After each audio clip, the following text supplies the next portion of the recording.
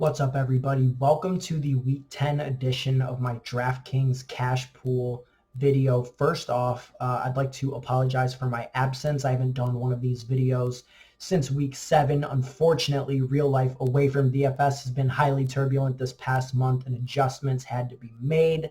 That being said, I am stoked to be back. I fully intend to finish out the rest of this NFL season doing one of these videos every Thursday and reviewing my cash lineups every Monday. Now, the format of these videos is going to change slightly since when I did them before. Rather than tiering the players out on Thursdays, I'm simply just going to discuss every cash viable player at every position on DraftKings on the main slate and follow that up with a tiered list, which you'll be able to find on my Twitter at Ben Hauver on Sunday mornings right around 11 or 11:30 Eastern.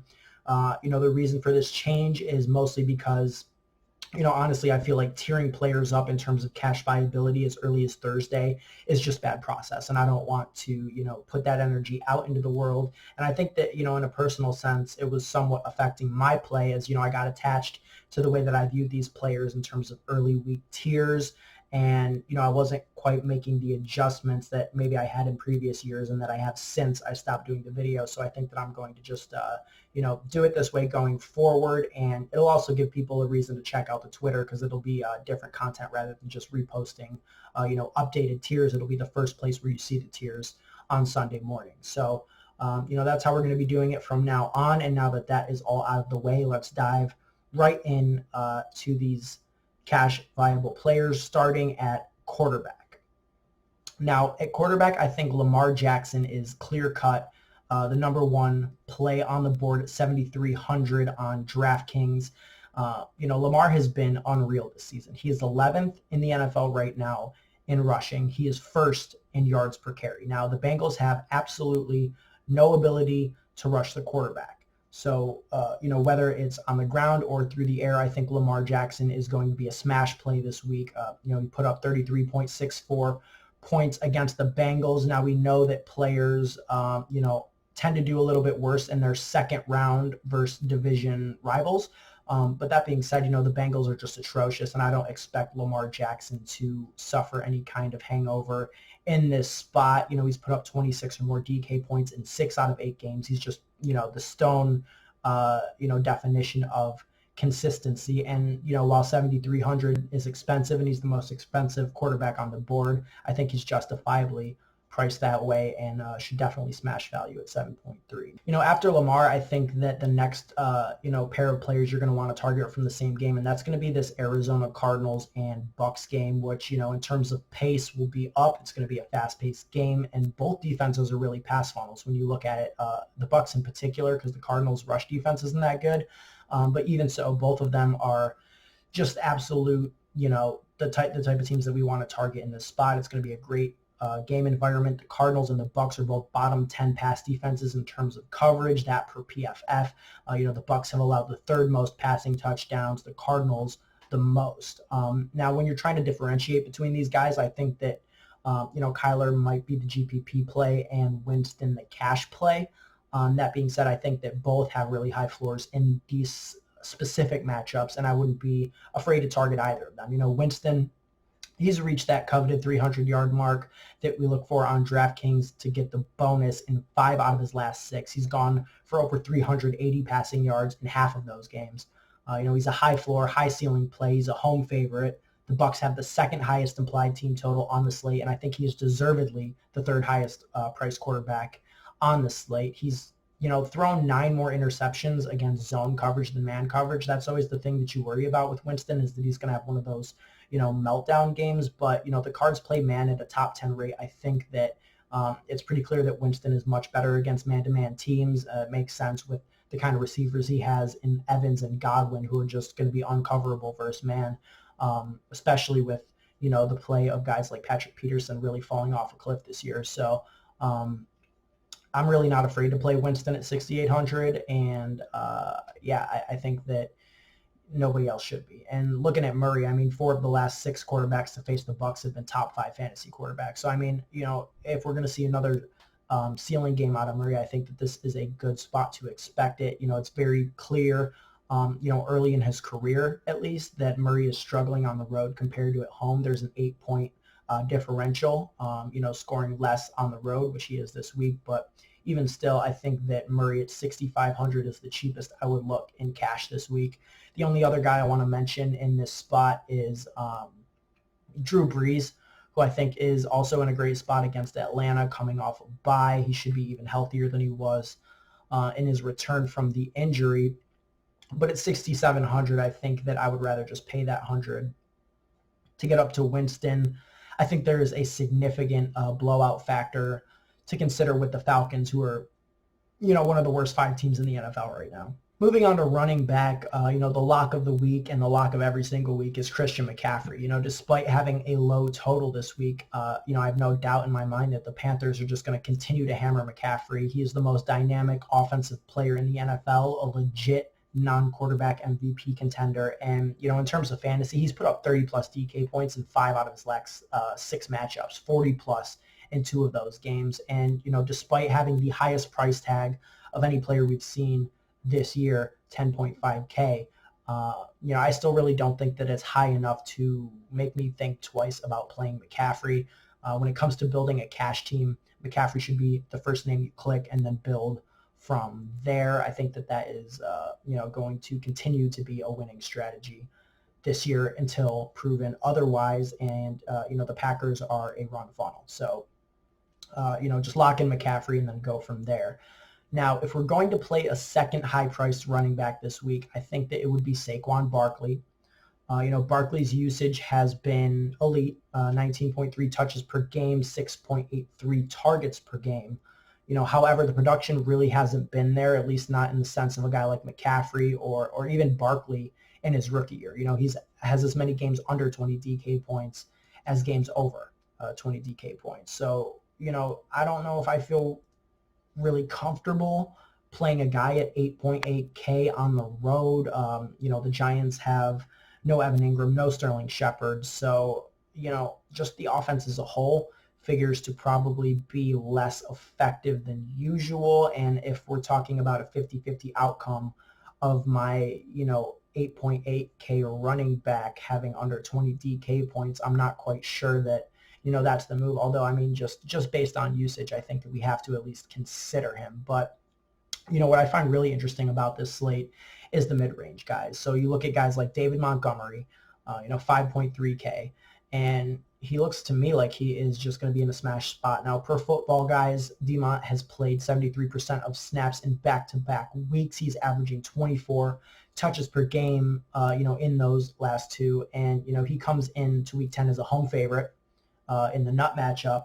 And, the Lions are the stoneworks when it comes to defending pass-catching running backs. Now, I know Tariq Cohen is the pass-catching running back for the Bears, but even still, like I said, over these last 2 weeks where Montgomery has really taken a step forward in terms of his usage and his play volume, 5 targets, 4 targets. So I think that, Montgomery at 5.3K is, figuring to be a really strong cash play. He'll be game flow independent, and, the Lions are a good passing team, but with no running game, I think that it sets up this game will go back and forth. And Trubisky is just playing the worst he's played all year, so I'd be absolutely shocked if Chicago's game plan wasn't to pound the rock with Montgomery. Now, in the same range, at 5K, Devin Singletary for the Bills is going to be very popular this week. There's a lot of buzz on him finally taking over the job from Frank Gore. He played 66% of snaps in Week 9. 20 touches, he caught 3 of 4 targets. And here's the thing, it's clear to think that he finally took this job over, and I do believe that that's what happened.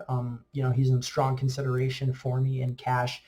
But, this 20 touches that he had is, 14 more, the 23 targets that he has is 14 more than his previous career high this season. So I think that, it's possible that it was, not indicative of what's going to happen in the future. We will see, but I am willing to take that bet against a Cleveland run defense that is extremely vulnerable. This Cleveland team rushes the passer like crazy, and teams offset that by running. I think on the road they're going to lean on Singletary quite a bit to take some of the pressure off of Josh Allen. That makes a lot of sense to me. And then lastly, again, it's really going to be a tight cash pool for running backs this week. If you're not playing the three guys that I mentioned in McCaffrey, Singletary, Montgomery, Barkley's obviously in consideration. But I think if you want to get some value, you can pay down 4,300 at home. Second highest implied team total of the game, like we talked about with Winston, is Ronald Jones, who was named the starter by Bruce Arians. I mean, he was already the starter, but the fact that they named him the starter and they felt like they needed to do that, I think, is just showing further commitment to him. He touched the ball 20 times last week. For the second time this season, he hit that 20-touch mark. The Cardinals are allowing 104 yards per game to running backs on the ground.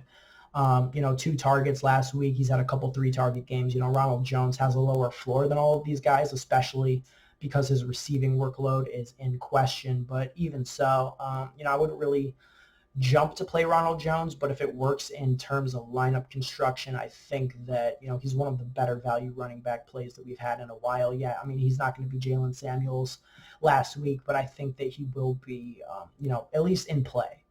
In that lower price range. And then finally, the only other guy I want to mention is somebody who I would not play that I think a lot of people are going to be considering in cash, and I just kind of want to deter some people. That would be Marlon Mack, who, through 8 games, he really hasn't put up double-digit fantasy points in back-to-back games. It's 16 to 8, then 20, and then 8. It's not something that I think is sustainable for cash games. I have a lot of trouble considering a running back whose realistic outcomes include getting under 10 points 50% of the time for 7K. Despite being home favorites against Miami, I do think that he is a good GPP play, no doubt about it, depending on ownership. But in cash games, I would much rather pay down, save that 2,000 and get to either Montgomery or Singletary. Let's move on here to wide receiver. This is going to be the deepest pool of players per position, and starting right off at the top at 8,300, the most expensive wide receiver on the slate is justifiably Michael Thomas. Now, it's been over a month since Thomas had less than 11 targets in a game. Just absolutely the stone definition of consistency, over 110 yards in 3 out of his last 4, and the Falcons are allowing the 4th most fantasy points to wide receiver this season.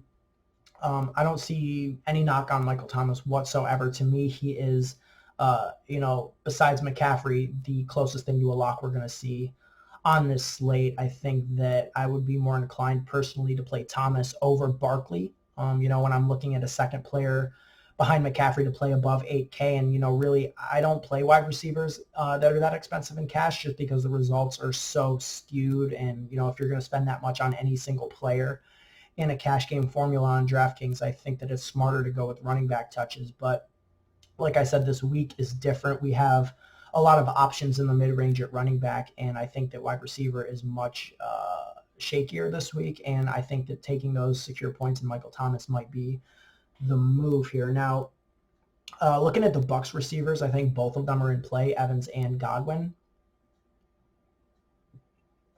Evans has 12 more targets than Godwin on the season.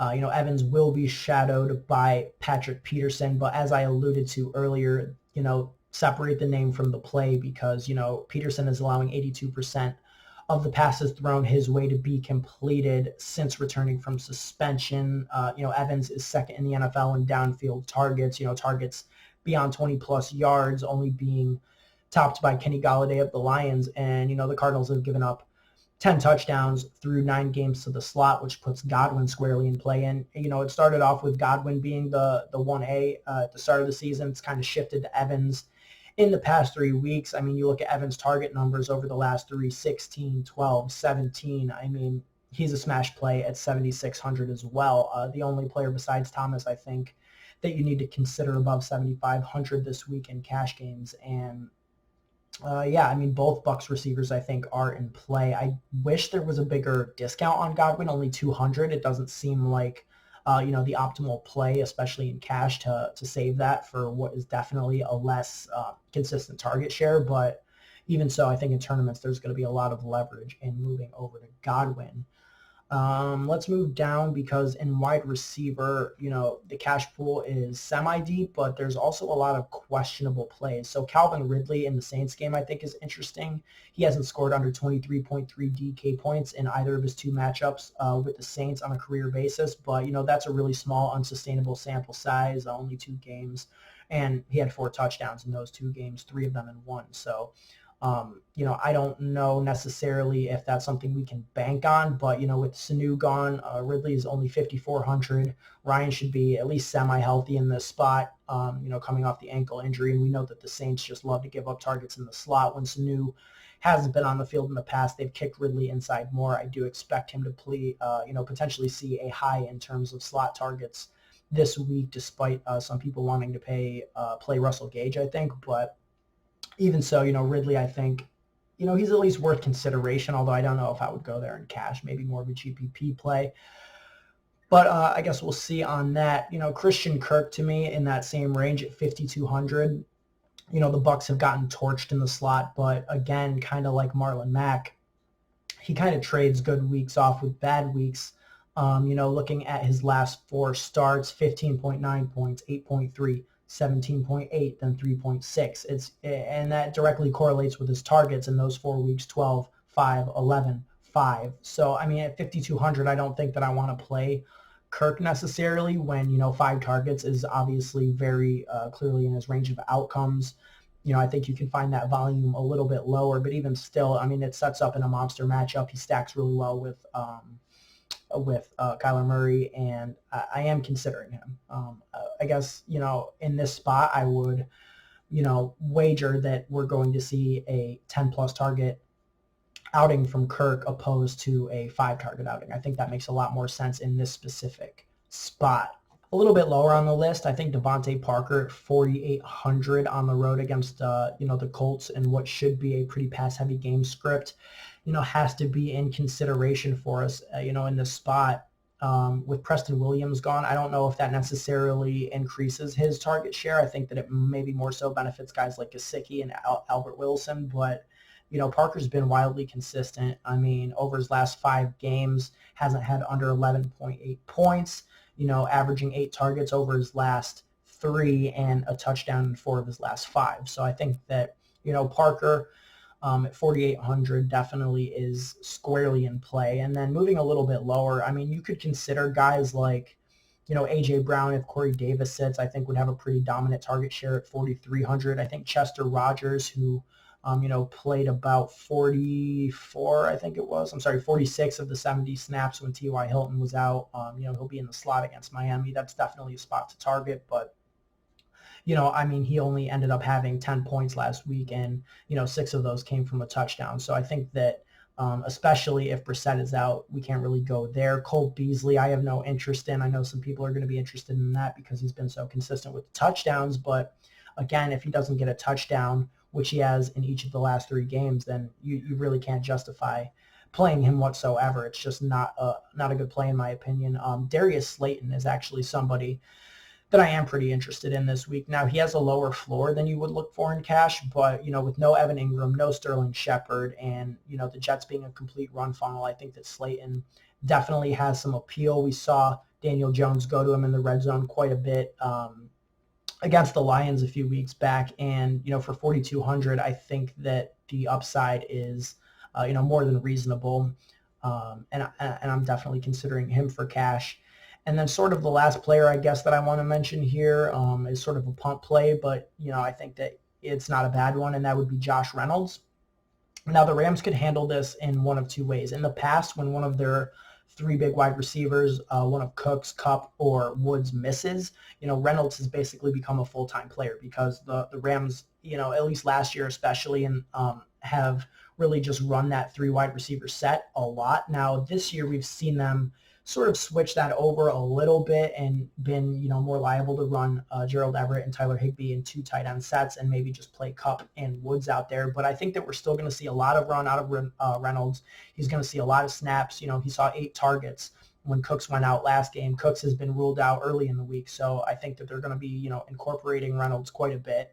The matchup isn't great. And when we get to defense, Steelers is, a smash play. So are we going to play a wide receiver against our defense? I don't really consider that, so I would say yes, I am willing to do that. But I guess it just depends on what you think the Rams are going to do. Are they going to stick to this three wide set and Reynolds will play, over 60% of the snaps, or is it going to be an Everett matchup, Everett and Higbee out there a lot? So, at 3,800, I think that Reynolds is one of the most solid sub 4K cash options that we've seen on DraftKings this year, and I think he's squarely in consideration, no doubt about it. Now, looking at tight end, we've got a couple of options this week. Obviously, Kelsey's in play. Kelsey had a lot more targets last year. That's one thing. Now, I know Mahomes has missed some times, but, by this time last year, Kelsey had 4 games with 10 targets or more, and that's only happened once this entire year. I would like to pay up for him. I think that especially on a slate with no George Kittle, no Evan Ingram, Mark Andrews, usage is going down. Austin Hooper is, in play at 5,500. But, I think that Kelsey would be the stone nut, player to target in this spot. But, it's just not salary conducive to get up to 6,400, I don't think. So I think, with trying to get a quarterback above 6,500, McCaffrey locked in at 10.5, Michael Thomas 8.3, or Saquon Barkley, whichever direction you go there. I think that we're going to want to punt at tight end and find some value. So if there's really 2 guys I think that are the main, targets for cash games, the first is going to be Jonnu Smith. He's in a good matchup and what should be a pass-heavy game script against the Chiefs, who are getting Patrick Mahomes back. I would be shocked if the Titans weren't trailing for, the majority of this game. And Jonnu Smith at 3,500, I think, offers a lot of, interesting appeal. He's cheap, but it would take, only, 10.5-ish points to hit value here. So I think that, he's squarely in play at 3,500. And Mike Gesicki as well. I mentioned it briefly when talking about Parker, but without Preston Williams, Gesicki, who, had a career game last week, 95 yards, I think, is looking to build on that. The Dolphins are releasing hype videos. Gesicki is, talking about, breaking out finally. So I think at 3,100, against the Colts, who also don't really defend tight ends that well, I think he's definitely interested, and I would be shocked if he didn't see an expanded target share with Preston Williams out of the picture. Only 3,100. I think he's pretty appealing for cash games this week. The only other guy I want to mention, which is like a pure absolute punt, would be Rhett Ellison, who is min price, 2,500 for tight end. And, he should be a near every down player with Evan Ingram set to miss week 10. And Ingram came into the week tied with Kelsey for the most red zone targets of any tight end in the league with 14. So, it's definitely lower floor than we'd like to see. But if you just say, man, if he scores a touchdown, 3Xing right off the bat with upside for more, then maybe Rhett Ellison is the type of play that you want to consider. And then finally with DST, I think we're, pretty much in the same situation we are with tight end where, yeah, there's some decent options at the top of, the price range, but I don't think that it's really conducive to the way that we want to build cash lineups this week. Like I said, we're putting 6.5K or more into our quarterback, 10.5K locked in with McCaffrey, and then, we're going to probably play one of Mike Evans or Saquon Barkley or Michael Thomas. So we're going to be needing to save salary defense. It's always the best spot to find that salary relief. And, at 2.6K, the Steelers continue to be, I think, the best play on the board. They just play such an aggressive style of defense that really sets up well for fantasy scoring. And, it doesn't really matter if they give up points, and I don't really necessarily expect them to at home. We know that the Rams struggle on the road. I could definitely see them generating some turnovers in this spot. And at 2.6K salary, they would have 4X that in 6 straight weeks. They posted 11 or more points straight in six straight. They have 4 or more sacks 5 times since week 2. They're just, an absolute great defense at 2,600 if you can get there. Now, maybe you can't, and if you need to save a little bit of salary, there's a couple players that I would consider, maybe the Browns. For 100 less, 2,500, I would much prefer to play the Steelers, but the Browns at home against the Bills with Josh Allen being as turnover prone as he is, they would at least be in play for GPPs and cash as well if you can't get up to the Steelers. I wouldn't lose sleep over it. And then finally, Cardinals. They're cheap and they're on the road, but they are facing Jameis Winston. Although for the reasons that I mentioned earlier, You know, I don't expect this to be a turnover heavy game for Jameis. I mean, that being said, any game could be a turnover prone game for Jameis, which is why at 2.2K, any defense going against the Bucs, I think, should at least be in consideration. But I would much rather play either the Steelers or the Browns if you can spare that 3 or 500 respectively. But that is going to be it for me this week, guys. I hope that if you were watching these videos before, that you're still watching them now despite the 3-week absence. I apologize for that. It will not happen again. I think that this is going to be a really good week on DraftKings. I think that there are some landmines out there, some mistakes that people can make and that they will make, and I'm ready to capitalize on that. Hopefully you guys are too. Don't forget to follow me on Twitter at BenHauver, BenHauver, as you can see on the screen, to get a tiered version of these, cash pool players. Maybe some players will join, maybe some players will exit as things become more clear throughout the week. So check back on Twitter for that, and thank you guys for watching.